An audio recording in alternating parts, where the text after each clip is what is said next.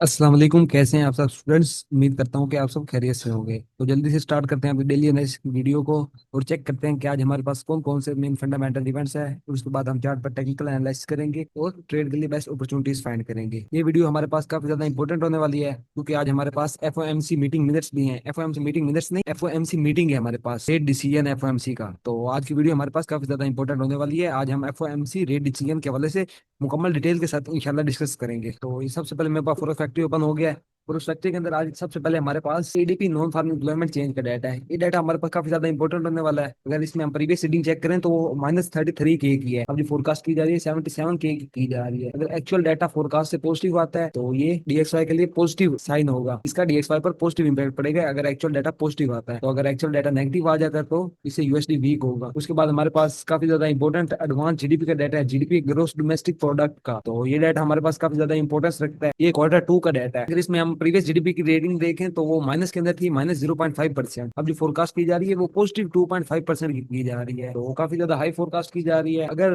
ये data forecast से positive आता है तो डीएक्सवाई से स्ट्रॉन्ग होगा और इसका डीएक्सवाई के ऊपर एक स्ट्रॉन्ग पॉजिटिव इंपैक्ट पड़ेगा। अगर ये डाटा नेगेटिव आ जाता है, प्रीवियस रीडिंग जो है वो नेगेटिव के अंदर है, अगर स्टिल जो इस क्वार्टर की रीडिंग आती है वो नेगेटिव आ जाती है तो टेक्निकली यूएस की इकोनॉमी रिसेशन में चली जाएगी टेक्निकली। तो ये रीडिंग अगर नेगेटिव में आती है तो इससे गोल्ड के अंदर हमें एक पंप देखने को मिलेगा अच्छा खासा, और डीएक्सवाई इससे स्ट्रॉन्ग नेगेटिव जाएगा। डीएक्सवाई का इसके ऊपर स्ट्रॉन्ग नेगेटिव इंपैक्ट पड़ेगा क्योंकि टेक्निकली यूएस की इकोनॉमी रिसेशन में चली जाएगी आफ्टर कोल नेगेटिव रीडिंग। उसके बाद हमारे पास हाथ में एडवांस जीडीपी प्राइस इंडेक्स का डाटा है। अगर हम इसके अंदर चेक करें तो प्रीवियस रीडिंग 3.8% की थी, अब जो फोरकास्ट की जा रही है वो 2.2% की जा रही है। इन्फ्लेशन को कम होता हुआ देखा जा रहा है जीडीपी में, प्राइस इंडेक्स में। तो अगर ये एक्चुअल डाटा पॉजिटिव आता है तो इससे यूएसडी स्ट्रॉन्ग होगा, अगर एक्चुअल डाटा नेगेटिव आता है तो इससे यूएसडी वीक होगा। और अगर ये एक्चुअल डाटा स्ट्रॉन्ग नेगेटिव आता है तो ये हमारे पास एक क्लू होगा कि फेड जो है आज के एफओएमसी मीटिंग मिनट्स हैं वो थोड़े से ना हल्के से डोविश हो सकते हैं। उसके बाद हमारे पास पेंडिंग होम सेल्स का डाटा है 7 बजे, ये मीडियम इंपैक्ट रिलीज है। उसके बाद हमारे पास रात को काफी ज्यादा इंपॉर्टेंट एफओएमसी स्टेटमेंट और एफओएमसी रेट डिसीजन है। सबसे पहले हमारे पास एफओएमसी रेट डिसीजन और एफओएमसी स्टेटमेंट है।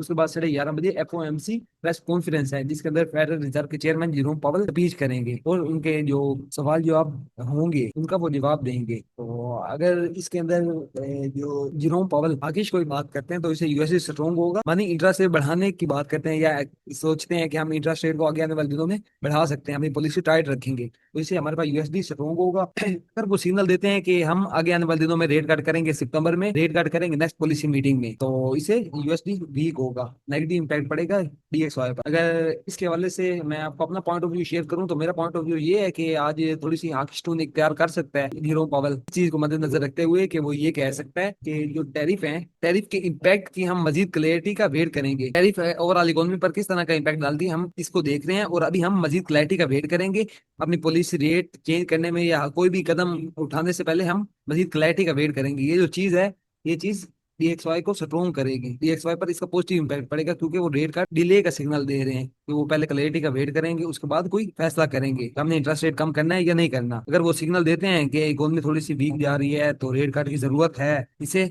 डीएक्सवाई सर्किल वीक होगा। उसके बाद हमारे पास ये जो जीडीपी का डाटा है ये हमें सिग्नल कर सकता है कि आज भी जो हमारे पास एफओएमसी प्रेस कॉन्फ्रेंस होगी उसके अंदर फेड किस तरह का रहेगा, हाफिज रहेगा या डोविश रहेगा। अगर ये जीडीपी का डाटा -0.5% से नेगेटिव आ जाता है, एक और रीडिंग जो है नेगेटिव के अंदर आ जाती है, तो फिर हम एक्सपेक्ट करेंगे कि जो फेड है वो डोविश रहेगा। अगर ये रीडिंग पॉजिटिव में आ जाती है तो फिर हमारे पास ज्यादा चांसेस हैं कि वो फेड की जो टूर रहेगी ना ओवरऑल हॉकिश ही रहेगी। तो ये थे हमारे पास मेन फंडामेंटल इवेंट्स आज के, जिसके हवाले से मैंने आपको अपना पॉइंट ऑफ व्यू भी शेयर कर दिया एफओएमसी मीटिंग मिनट्स के हवाले से। और अब जो हमारे पास मेन बात है वो ये है कि आज रेट कट होगा या नहीं होगा। इसके हवाले से हम फेड बाय टूल में जाते हैं और उसे एनालाइज, मेरे पास फेड बाय टूल ओपन हो गया। अगर हम इसके अंदर चेक करें तो जो आज की मीटिंग है ना जुलाई 30 की मीटिंग, उसके अंदर एवरी चांसेस है कि नो चेंज होगा, रेट कट में कोई चेंजिंग नहीं होगी। 97.4% मार्केट एक्सपेक्ट कर रही है कि इंटरेस्ट रेट में कोई चेंजिंग नहीं हो। 4.5% प्रीवियस है, 4.5% ही रहेगा। उसके बाद कम होने के कितने चांसेस है, 2.6% चांसेस है कि इंटरेस्ट रेट जो है वो कम हो सकते हैं 25 बेसिस पॉइंट, और इंटरेस्ट रेट बढ़ने के चांसेस कितने हैं 0%। तो ओवरऑल अगर हम चेक करें तो ओवरऑल चेक करें तो आज हमारे पास रेट कट नहीं होगा क्योंकि 97% मार्केट एक्सपेक्ट कर रही है कि नो चेंज होगा इन रेट के अंदर, इंटरेस्ट रेट के अंदर कोई चेंजिंग नहीं होगी। तो आज का जो हमारे पास एक्चुअल रीडिंग आएगी वो 4.50 ही आएगी, नो चेंजिंग होगी। तो हमारे पास जो इंपॉर्टेंट होगा वो प्रेस कॉन्फ्रेंस होगा, एफओएमसी प्रेस कॉन्फ्रेंस, वो हमारे लिए इंपॉर्टेंस रखेगी। उसके अंदर हम चेक करेंगे कि हेड हाथी है या डोविश है। तो ये थे मेन फंडामेंटल इवेंट्स। अब हम ऐसा करते हैं कि चार्ट पर जाते हैं और टेक्निकल एनालिसिस करते हैं। तो ट्रेड के लिए बेस्ट अपॉर्चुनिटीज फाइंड करते हैं। ये मेरे पास सबसे पहले DXY का चार्ट ओपन हो चुका है। DXY को अगर हम एनालाइज करें तो DXY ने प्रीवियस जो अपना हाई है उसकी लिक्विडिटी ले ली, प्रीवियस हाई को मार्केट ने स्वीप कर दिया है। ओवरऑल मार्केट एक सप्लाई एरिया पर है और मार्केट हमने प्रीवियस हाई को स्वीप किया है और एक स्ट्रॉन्ग रिजेक्शन कैंडल क्लोज किए, तो जो कि हमें इंडिकेट कर रही है कि जो नेक्स्ट कैंडल है वो बेरिश बन सकती है। DXY के अंदर हमारे पास डेली जो बयास है हमारा वो सेलिंग है। उसके बाद H4 के अंदर आए तो H4 के अंदर हाई के ऊपर क्लोजिंग है, लेकिन D1 के अंदर स्वीप है, तो ये हमारे पास एक लिक्विडिटी क्लोजिंग है बायर्स को ट्रैप करने के लिए कि लोग यहाँ से मजीद बाय करें और मार्केट यहाँ से सेल साइड। तो अगर हम H1 के अंदर चेक करें तो H1 के अंदर H4 के अंदर तो हमारे पास ये मार्केट का MSS मान रहा है। फोर के मुताबिक मार्केट को इस लेवल से इस लेवल के नीचे अगर क्लोजिंग देती है तो मार्केट फिर अपना सेल साइड मोमेंटम कंटिन्यू करेगी H4 के अकॉर्डिंग। उसके बाद मजीद छोटे टाइम फ्रेम में आ जाते हैं H1 के टाइम फ्रेम में। H1 के टाइम फ्रेम में आए तो हमारे पास एक ये लो है MSS का, इसके अंदर मेजर हमारे पास MSS होगा। उसके बाद सेकंड नंबर पर हमारे पास एक ये लो भी है, ये लो भी हमारे पास पड़ा है। तो बेस्ट तो ये है कि मार्केट किस तरह कर रही है, तैयार करे कि मार्केट डाउन साइड आए, इस लो को भी ब्रेक करे, उसके बाद ये जो नीचे वाला लो है इसे भी ब्रेक करे, तो फिर ऊपर आए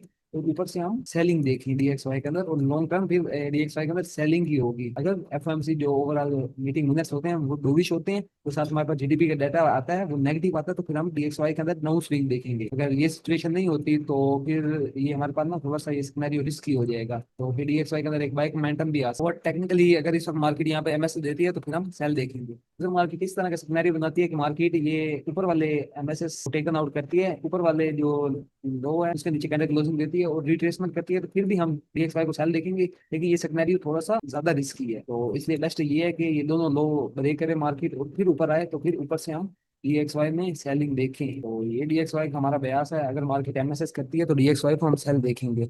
उसके बाद हम बाकी फंडामेंटल इवेंट्स को साथ अलाइन करेंगे और उनको देखते हुए हम फैसला करेंगे। इंशाल्लाह कल की वीडियो के अंदर हम जो FOMC प्रेस कॉन्फ्रेंस है और जो FOMC स्टेटमेंट है इसे भी कवर करेंगे और मैं आपको बताऊंगा कि इसका ओवरऑल आगे आने वाले दिनों में क्या इंपैक्ट पड़ेगा आफ्टर द मीटिंग। तो ये DXY का हमारा बयास है, ओवरऑल बेरिश है। अब हम ऐसे करते हैं कि गोल्ड के चार्ट की तरफ जाते हैं और गोल्ड को एनालाइज करते हैं। ये मेरे पास गोल्ड का चार्ट ओपन हो चुका है। गोल्ड के चार्ट में भी बिल्कुल सेम जिस तरह DXY ने अपने हाई को स्वीप किया, गोल्ड ने भी अपने एक मेजर जो लो है उसे स्वीप किया है। लो को स्वीप करने के बाद जो कल कैंडल बनाई है वो इनसाइड बार में बनाई है। कल के दिन गोल्ड में ओवरऑल रेंज रही है। तो आज की जो कैंडल है, आज की कैंडल के अंदर भी काफी ज्यादा लो वॉल्यूम है। ये इसकी रीजन मैं आपको बता देता हूँ। इसकी रीजन जो है वो FOMC मीटिंग है। FOMC मीटिंग इसकी मेन रीजन है कि FOMC की वजह से गोल्ड की मार्केट अंडर प्रेशर। अगर हम डेली के अंदर चेक करें तो डेली के अंदर ओवरऑल मार्केट रेंज, डेली का जो हमारा बयास बनता है वो ओवरऑल बुलिश बनता है क्योंकि मार्केट ने प्रीवियस लो टेकन आउट किया हुआ है। उसके बाद अगर H4 में चेक करें तो H4 के अंदर मार्केट ने अपनी इक्वल लो लिक्विडिटी ली थी। तकरीबन ये इक्वल लो लिक्विडिटी बनती है। मार्केट ने इसे स्वीप किया था प्रीवियस लो को, लेकिन लिटिल बिट स्वीप किया था, तो ये हमारे पास इक्वल लो लिक्विडिटी बनती थी। इसे मार्केट ने अगेंस्ट स्वीप कर ली, ये हमारे पास बाय का साइन। फोर के अंदर चेक करें तो हमारे पास एक ये हाई पड़ा हुआ है 3345 का। अगर मार्केट इसे ब्रेक करती है, इसके ऊपर कैंडल क्लोजिंग देती है H4 के अंदर, तो फिर हमारा गोल्ड का लॉन्ग टर्म बुलिश बयास बन जाएगा। फिर हम गोल्ड को बाय देखेंगे। ये 3345 का हमारे पास ये हाई है, ये हमारे पास काफी ज्यादा इंपॉर्टेंट है। उसके बाद छोटे टाइम फ्रेम में आ जाते हैं H1 के टाइम फ्रेम में। H1 के टाइम फ्रेम में आए तो मार्केट ओवरऑल एक रेंज के अंदर है। रीजन मैंने आपको पहले बता दी है, FOMC की मेन रीजन है। FOMC की वजह से मार्केट अंडर प्रेशर के अंदर है, मार्केट के अंदर वॉल्यूम नहीं है। ट्रेडर्स जो है वो FOMC का वेट कर रहे हैं कि मार्केट की जो डायरेक्शन है वो क्लियर हो। जो एडवांस GDP का डाटा रिलीज होगा हमारे पास, उसके बाद भी मार्केट के अंदर हल्की फुल्की क्लियरेंस आएगी, लेकिन असल जो क्लियरिटी आएगी मार्केट में वो FOMC मीटिंग के बाद आएगी कि गोल्ड ने अब ओवरऑल सेलिंग में जाना है या ओवरऑल अब हम बुलिश देखेंगे गोल्ड को। तो इस्लाम के अंदर ये मैंने आपको ये जोन बताया था कि यहाँ पे मार्केट आती है तो यहाँ से मार्केट डाउन साइड आ सकती है, लेकिन अगर मार्केट ये जो 3345 का हमारे पास आई है इसे ब्रेक करती है, कैंडल क्लोजिंग देती है, तो हमारे पास यहाँ पर बुलिश सिग्नरी बनेगा। और उसके बाद यहाँ पे मैंने आपको M15 के टाइम फ्रेम के अंदर एक जोन बताया था कि M15 के ये सप्लाई का हाई है, अगर मार्केट से स्वीप करती है तो यहाँ सेलिंग आ सकती है, लेकिन इसकी सेलिंग होगी। तो यहाँ पे अगर किसी मेंबर ने ट्रेड लिया तो उसे तकरीबन 100+ पीस मिले हैं, तो ये जोन हमारे पास काफी ज्यादा रिस्की था, फिर भी मार्केट ने इसे रिस्पेक्ट दे दी है। अब हम इस वक्त चेक करें तो मार्केट के अंदर हमारे पास मार्केट के अंदर ये सिचुएशन बाहर गई। गोल्ड ओवरऑल एक रेंज के अंदर है। गोल्ड के अंदर हमारे पास एक M30 M15 के टाइम फ्रेम का फ्लैग बार है। ये M30 H1 के टाइम फ्रेम का फ्लैग है और जो M15 के टाइम फ्रेम का ये पुलिस चैनल बार है। अगर M15 के टाइम फ्रेम में चेक करें तो मैंने आपको यहाँ पर कल ये भी बताया था कल की वीडियो के अंदर कि गोल्ड की प्राइस एटलीस्ट इस लेवल को टारगेट करेगी, इस लेवल को टारगेट करेगी ऊपर वाले सप्लाई एरिया को। तो आप यहाँ पे इनसाइड बार के अंदर मार्केट का ये जो हाई है ब्रेक होने पर रिस्क ले सकते हैं बाय का। मार्केट ने इस हाई को ब्रेक किया, उसके बाद मार्केट डाउन साइड आई, तो यहाँ पे इस लेवल पर हमारे पास बाइंग अपॉर्चुनिटी बनती थी। ये हमारे पास एक किस्म का डिमांड जोन, यहाँ पर हमारे पास बाय का सिनेरियो बनता था और मार्केट ने बिल्कुल इस तरह मूव किया जिस तरह मैंने आपको प्रीवियस वीडियो के अंदर बताया था। तो मार्केट रेंज कर करके अपसाइड जा सकती है, अपसाइड मोमेंटम लेगी मार्केट, अपनी रिट्रेसमेंट लाजमी लेगी। मार्केट को मजीद सेल साइड आना है तब भी रिट्रेसमेंट लेगी। अब इस वक्त अगर हम स्टील M15 के टाइम फ्रेम को एनालाइज करें तो M15 के टाइम फ्रेम में ये हमारे पास हाई पड़ा है, हमारे पास M15 का ये हाई पड़ा है, तो हमारे पास ये लो पड़ा है। अगर इसमें मार्केट अपने M15 के इस हाई को ब्रेक करती है तो रिट्रेसमेंट पर कोई भी ऑर्डर लोग या डिमांड एरिया हम देकर बाय का रिस्क लेंगे, बाय का रिस्क लेंगे 3345 के हाई तक हम अपना टारगेट रख सकते हैं, 3340 तक, यहाँ तक हम अपना बाय का टारगेट रख सकते हैं अगर हम यहाँ से नीचे से बाय के एंट्री लेते हैं। बाकी अगर मजीद मार्केट साई को ब्रेक किए बगैर सेल साइड आ जाती है तो फिर हमारे पास ये लो है, तो इस लो से हम फुल्का फुल्का सेल का रिस्क ले सकते हैं। बिल्कुल छोटी लोड साइज के साथ आप बाय का रिस्क ले सकते हैं, यहाँ से काफी ज्यादा रिस्क सेटअप है ये। अगर मार्केट की साई को ब्रेक करती है फिर नीचे आके साई को लो को स्वीट करती है तो फिर ये हमारे पास जबरदस्त सेटअप होगा, लेकिन मार्केट ब्रेक डाउन साइड आ रही है तो हमारे पास ये रिस्क सेटअप है, तो मैं यहाँ से आपको रिकमेंड नहीं करूंगा स्वीप के ऊपर बाय। लेकिन अगर आप रिस्क लेना चाहते हैं तो आप यहाँ से ले सकेंगे रिस्क। अगर मार्केट नीचे कैंडल क्लोजिंग दे देती है M30H1 के अंदर तो यहाँ पे आप सेलिंग भी देख सकते हैं गोल्ड के अंदर इस लो तक। ये जो हमारे पास लो पड़ा है ये हमारे पास एक गोल्ड का लिक्विडिटी लो पड़ा है, जिसकी प्राइस है 3302 अगर मार्केट इसके नीचे कैंडल क्लोजिंग देती है तो रिट्रेसमेंट पर हमने सेल करना है इस लो तक। अगर मार्केट इस हाई के ऊपर कैंडल क्लोजिंग देती है तो रिट्रेसमेंट पे हमने बाय करना है इस हाई तक 3345 और 3340 तक। ये गोल्ड के मैंने आपको एनालिसिस बता दिए हैं। ये है मेरा गोल्ड का point of view. Overall gold के अंदर अभी करंट लेवल पर हम देखें तो रेंज है, करंट रेंज है। एफओएमसी मीटिंग विनर्स के एफओएमसी मीटिंग के बाद मार्केट की जो सिचुएशन है वो क्लियर होगी, फिर उसके बाद हम अपना एक बयास बनाएंगे जब हमने गोल्ड को बाइंग में देखना है इस सेल में देखने आगे आने वाले दिनों में। मैंने आपको बता तो दिया है अगर मार्केट इस लो के नीचे कैंडल क्लोजिंग करती है तो आप मजीद सेल साइड देख सकेंगे। अगर मार्केट इस हाई को ब्रेक कर देती है तो फिर आप रिट्रेसमेंट पे गोल्ड को बाय देखेंगे और लॉन्ग टर्म बाइंग नजर आएगी गोल्ड के अंदर आपको। तो ये थे गोल्ड के एनालिसिस। अब हम ऐसा करते हैं कि यूरो यूएसडी पेयर की तरफ बढ़ते हैं और उसे एनालाइज कर लेते हैं। यूरो यूएसडी के अंदर भी अगर हम चेक करें तो मार्केट ने प्रीवियस लो के नीचे कैंडल क्लोज कर दी है, मार्केट ने कैंडल क्लोज की है, लेकिन स्टिल यूरो यूएसडी के अंदर एक हमारा जो बयास है ना बुलिश है। मेरा जो पॉइंट ऑफ व्यू है यूरो यूएसडी के अंदर वो बुलिश है। इसके रीजन मैं आपको बता देता हूँ।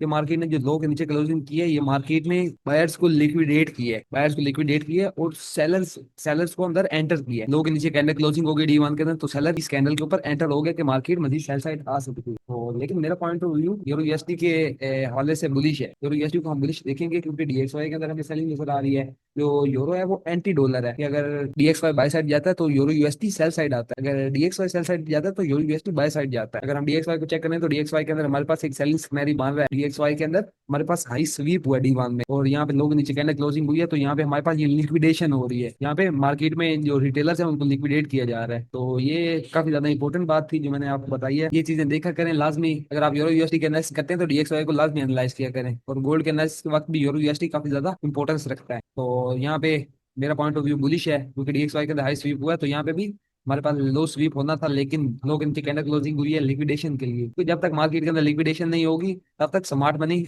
एंटर नहीं होती। स्मार्ट मनी लिक्विडेशन देखती है मार्केट के अंदर। उसके बाद H4 के अंदर हम चेक करें तो H4 के अंदर हमारे पास यूएसडी के अंदर ये MS बार है, ये मार्केट को यहाँ पे इस लेवल पर चलते शिफ्ट होगा। ये मैंने आपको कल बताया था कि मार्केट अगर इसका लो टेकन आउट करती है तो यहाँ से आप बाय करेंगे, लेकिन मार्केट ने इसका लो स्वीप किया उसके बाद इसके नीचे कैंडल क्लोजिंग कर दी लिक्विडेशन के लिए और मार्केट ने हल्की सी अपसाइड रिट्रेसमेंट ली है। हमारे पास अब एक ये लिक्विडिटी लो पड़ा है, ये सिग्नल मान सकता है कि मार्केट इसको स्वीप करे और उसके बाद यहाँ पे हमारे पास MSS दे दे। अगर मार्केट इसे स्वीप करती है तो हमारे पास ये MSS हो जाएगा, यहाँ पे MSS हमारे पास शिफ्ट हो जाएगा। ये सिग्नल बन सकता है। सेकंड सिग्नल हमारे पास ये बन सकता है कि मार्केट यहीं से उठ जाए और यहाँ पे हमारे पास MSS दे और बाय साइड चली जाए और यूएसडी का हमारा बुलिश बयास है। और हम छोटे टाइम फ्रेम में जाकर चेक करते हैं, कितने टाइम फ्रेम में जाकर चेक करें तो DXY की तरह जिस तरह मैंने आपको बताया कि यूरो यूएसडी और DXY के अंदर सेम मूवमेंट होती है, एंटी डॉलर है यूरो, वही सेम हमारे पास इसके अंदर भी DXY वाला सिग्नल बांध रहा है। अगर DXY के अंदर मार्केट वो अपने उसके जो दोनों लो है उसके ऊपर कैंडल क्लोजिंग करके रिट्रेसमेंट लेती है तो DXY को हम सेल देखेंगे। तो यूरो यूएसडी के अंदर अगर ये दोनों हाई ब्रेक होते हैं तो रिट्रेसमेंट पर हम यूरो यूएसडी को बाय देखेंगे। तो यूरो यूएसडी के अंदर सिर्फ ये वाला हाई ब्रेक होता है, फर्स्ट हाई ब्रेक होता है, उसके बाद मार्केट डाउन साइड आती है तो फिर हम रिस्क ले सकते हैं, ये हमारे पास रिस्क की सेटअप होगा। लेकिन अगर दोनों हाई ब्रेक हो तो मार्केट डाउन साइड आती है तो वो हमारे पास जबरदस्त बाइंग अपॉर्चुनिटी बनेगी। फिर यूएसडी को ट्रेड करने के साथ साथ आपने ये एफओएमसी पर लाजमी नजर रखनी है और साथ DXY के अंदर आपने MSS लाजमी देखना है कि DXY का MSS हो तो फिर आपने एंट्री बनानी है। सो आप सब लोगों को ये वीडियो पसंद आई होगी डेली एनालिसिस की। मिलते हैं जल्दी इंशाल्लाह एक नई वीडियो के साथ। अल्लाह हाफिज।